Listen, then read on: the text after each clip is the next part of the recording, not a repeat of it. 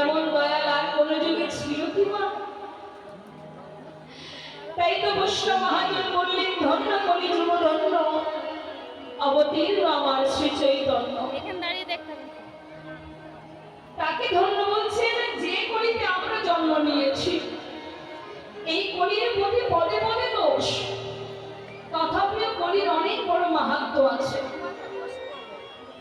যার এত দোষ, কিন্তু কোনটি আমার আর কোনটি আমার নয়, যারা বুঝেছে সকাল সকালে এখানে যা কিছু আছে সবই দুদিনের, অস্থায়ী, স্থায়ী নয়। আমার মাতা পিতা বলেছে, বাবা এখানে তোর কিচ্ছু নেই, সঠিক ঠিকানায় পৌঁছাতে গেলে সকাল সকাল নামের মালা হাতে নিয়ে হরিনাম জপ কর, হরি বল হরি। তাই নিজের ঠিকানায় পৌঁছাবো বলে সকাল সকাল পথ ধরেছি, কিন্তু তোমার তো সময় শেষ হয়ে গেল দাদু। তুমি আর কবে নামলে পথে? আর তুমি কি পৌঁছাতে পারবে নাকি পথের ধারে সদা সর্বদাই হানাহানি, মারামারি, কাটাকাটি, আমার আমার করছো? মহাজন বারবার শাস্ত্রে জীবকে শিক্ষা দিলেন, জীব আমার আমার কর, বুঝিতে না পারো আমাতে আছে কি রত? কোন শক্তি বলে বেড়াই চলি বলে, কিসের অভাবে হয় দেহগত? দেহের মাঝে আছে কি মা? প্রাণের সঞ্চার, তাহাতেই বলি আমার আমার। প্রাণ গেলে হবে সবাকার, সব নেশার সকল। স্বপ্ন দেখেন আপনারা রাত্রে? ঘুম ঘরে স্বপ্ন দেখেন না? কখনো ঘুম ঘরে স্বপ্ন দেখতে দেখতে যেন মনে হয় সমুদ্রের একেবারে তলায় চলে গেলাম। অবাস্তব, যেটা জীবনে কখনো সম্ভব নয়, স্বপ্নের মধ্যে সেগুলো দেখা যায়, তাই না? তা আমাদের সংসার জীবনটাও তাই, এটা একটা স্বপ্ন মাত্র, এটা সত্যি নয়। হরি বল হরি বল। এটা দুদিনের জন্য স্বপ্ন দেখছো, এটা আমার, ওটা আমার, সেটা আমার, কিন্তু তুমি একবারও ভেবে দেখো, নিজের কাছে জিজ্ঞাসা করো, সত্যি কি তোমার? কিসের হিসাব করছো? কার হিসাব করছো? আমার ম্যানেজারের আসনে আরেকজন এসে বসবে, তাহলে কিসের আমার? আমার বলতে জগতে যদি একবার ভেবেছি যে এটা আমার, তাহলে ভুল হয়ে যাবে। कृष्णा महाजन बोलले, तुम कहां से आए हो और जाओगी कहां? इतना दिल विचार लो, बस हो गया भजन। एक बार भावो, चिंता करो। हरे कृष्ण। বৃদ্ধমত সবই তো আমার, তখনই আমি কোটিপতি হব, আমি ধনী হব, এই চিন্তায় সবাই ব্যস্ত। তা সদা সর্বদাই আমাদের চিন্তা যে এটা আমার, ওটা আমার, সবই তো আমার। কখনো কোনো সময় আপনারা ভেবেছেন যে জগতে যা কিছু আছে সবই তো আমার, তাহলে আমি কার? সবই যখন আমার, সবই যদি আমার হবে, আমার তো কেউ থাকার দরকার যে আমাকে ভালোবাসবে, তাহলে আমি কার? কি আমার? এই প্রশ্ন তার মনের ভিতরে, এই প্রশ্ন তাকে জর্জরিত করছে। একদিন সর্বস্ব ত্যাগ করে এই প্রশ্নের উত্তর জানার জন্য ঘর ছেড়ে সনাতন মনে মনে হলো যে আমার প্রশ্নের উত্তর একজনই দিতে পারবেন, যিনি আমার নদিয়ার চার গৌর হরি, হরি বল হরি। তাই কি করেছে দেখুন মা, সব কিছু ছেড়ে এত জমিদারি সুখ স্বাচ্ছন্দ্য ত্যাগ করে দিয়ে, একটা কম্বল হাতে করে নিয়ে তিনি মহাপ্রভু কোথায় আছে সন্ধান করতে লাগলেন। জানতেও পারলেন তিনি কাশীধামে আছেন। দেরি না করে সেইখানে পৌঁছে গৌর হরি চরণটা জড়িয়ে ধরলেন, হরি বল। গৌর হরি মৃদু মৃদু হাসছে আর বলছে, কি ব্যাপার শোনা তো, সব ত্যাগ করে আমার কাছে এলেন, কি হয়েছে কি? যা কিছু এতদিন আমার করে আমি উপার্জন করেছি, যা কিছু আমার করে রেখেছিলাম সব কিছু ত্যাগ করেছি। কেন জানি না, একটা প্রশ্ন আমাকে কুরে কুরে খাচ্ছে প্রভু। সেই প্রশ্নের উত্তর আমি তোমার কাছে জানবো বলে ছুটে এসেছি। জীবনের সর্বস্ব ত্যাগ করে এসেছি। তুমি শুধু একটিবার বলে দাও, আমি কে? কে আমার?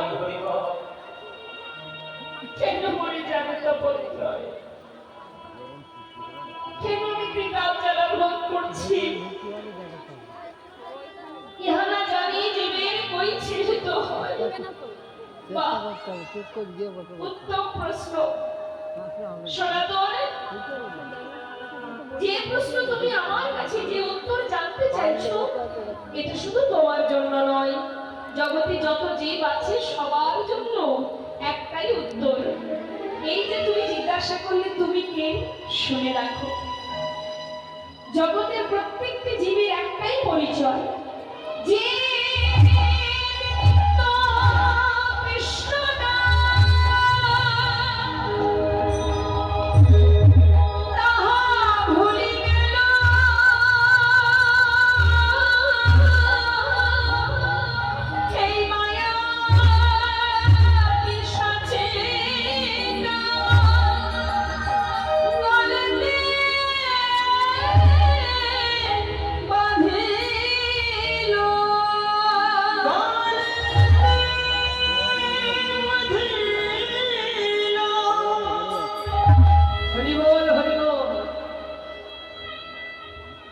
আমাদের আসল পরিচয়, আমরা সবাই তার সন্তান। জীব নিত্য কৃষ্ণ দাস, আমরা তার চরণের দাস, তারই কৃপা স্বরূপ আমরা। আমাদের মধ্যে যে চৈতন্য আছে, যে সূক্ষ্ম আত্মা আছে, পরমাত্মা রূপে যিনি বসে আছেন, তিনিই হলেন আমি। এই যে শ্বাস প্রশ্বাস, এটাই শুধু আমি। আমাদের এই দেহটা চালনা করে কে মা? মন। আমাদের দেহটা, দেহের যত ইন্দ্রিয় আছে, ইন্দ্রিয়কে চালনা করছে কে? মন। মনকে দেখা যায়, কিন্তু আমরা তো জানি যে মন আমাদের দেহের সঙ্গে নয়। মন চালনা করে দেহটাকে, আর মনকে চালনা করে কে? মনটাকে কে চালনা করে? সে হচ্ছে আমি। আমি তাকে চালাচ্ছি, তাই সে চলছে। আমি ভাবছি, তাই মন ভাবছে। হরি বল। আমি আমি যে এখানে আছি, এই দেহটা আমার তো, এই হাত দুটো আমার।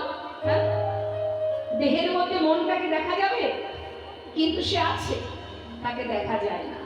অর্থাৎ মন এখানেই আছে, কিন্তু মনকে যেমন দেখা যায় না, আর মনকে যে চালনা করে সে হচ্ছে স্বয়ং তুমি। তুমি তোমার চরণে প্রভু, চরণে